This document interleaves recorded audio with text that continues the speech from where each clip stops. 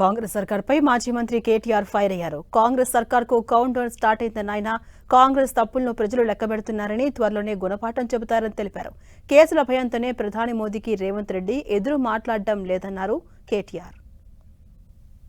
ఇక స్పీకర్ గారి గురించి అయితే నేను చెప్పాల్సిన అవసరం లేదు. ఆయన ధృతరాష్ట్రుడు అయిపోయింది. మీ స్పీకర్ గారు దుర్యోధనుడు రేవంత్ రెడ్డి గారు చేసే దుర్మార్గాలు కనబడతలేవు. ఆయన పుత్ర ప్రేమలో కళ్ళని మూసుకుపోయినాయి. ఎమ్మెల్యేలు మన పార్టీ వాళ్ళు 10 మంది పార్టీలు మారిండ్రు. అందులో ఒక ఆయన అయితే పోయి మళ్ళీ కాంగ్రెస్ పార్టీ బీఫామ్ మీద పార్లమెంట్ కూడా పోటీ చేసిండు. కానీ స్పీకర్ గారికి ఏం కనబడతలేవట. వాళ్ళు కాంగ్రెస్ కండువాలేసుకున్నది కనబడతలేదు, జై కాంగ్రెస్ అన్నది కనబడతలేదు, వాళ్ళు చేయి గుర్తుకు ప్రచారం చేసింది కనబడతలేదు, ఏది కనబడతలేదు అంటే స్పీకర్ గారికి. అట్లాగే మీ వికారాబాద్ రోడ్ల మీద ఉండే పొక్కలు కూడా కనబడతలేవు. పాపం గట్ల అయిపోయింది. ఇలా ధృతరాష్ట్రుడికి పరిస్థితి అయిపోయింది స్పీకర్ గారు. కేసీఆర్ గారు 10 ఏళ్లలో చేసిన అప్పు 2,80,000 కోట్లు.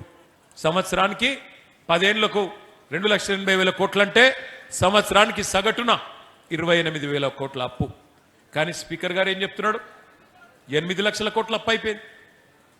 ఇంకొక ఆయన డిప్యూటీ సీఎం గారు 9 లక్షలు అంటాడు, ఇంకొక ఆయన 10 లక్షలు అంటాడు.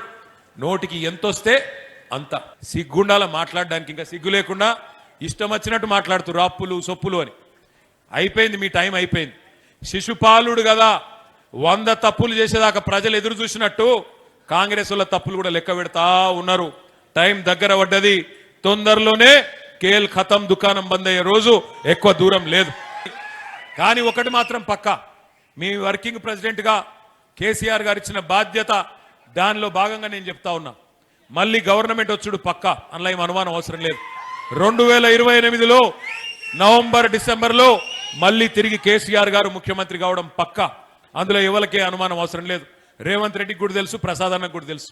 అందుకే అందిన కాడికి దోసుకో అనే స్కీమ్ పెట్టుకొని దోసుకుంటా ఉన్నారు. ఉన్నంతల్నే ఉన్నప్పుడు, దీపం ఉన్నప్పుడే ఇల్లు చక్క పెట్టుకోవాలని చెప్పి, అధికారం ఉన్నప్పుడే దోసుకునే కార్యక్రమం పెట్టుకొని కార్యక్రమాలు చేస్తా ఉన్నారు.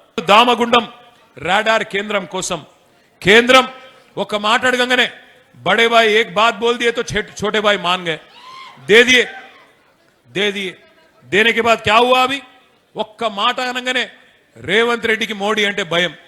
ఎందుకు భయం? మీకు ఎరికే. ఏమైనా గట్టిగా అంటే ఆయన తీసుకుపోయి లోపలేస్తాడు, బెయిల్ మీద ఉన్నాడు, బెయిల్ క్యాన్సిల్ అవుతుంది అని భయం ఆయనకు.